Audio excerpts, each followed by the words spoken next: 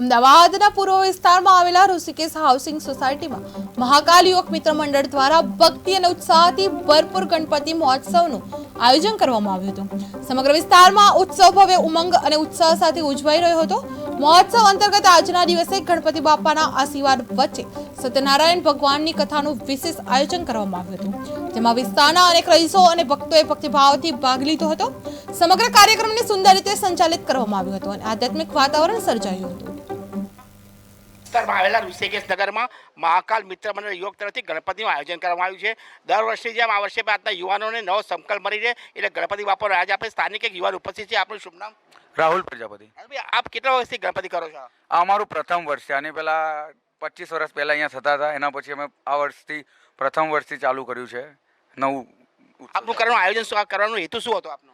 કરવાનો હેતુ એટલો જ કે હિન્દુ જાગૃતિ માટે અને દરેક ગલીમાં એક ગણપતિ થાય એવી અમારી ઈચ્છા હતી પહેલેથી હાઉસિંગમાં, કે અમારા એરિયામાં દરેક ગલીમાં એક એક ગણપતિ થાય। ધોરણ જોવા જઈએ તો આપણે હિન્દુ જાગરણ સમિતિ માટે આ ગણપતિનું આયોજન કરવામાં આવ્યું છે। હરીશ સાથે વૈશ્વ રાણા, KTV ન્યૂઝ।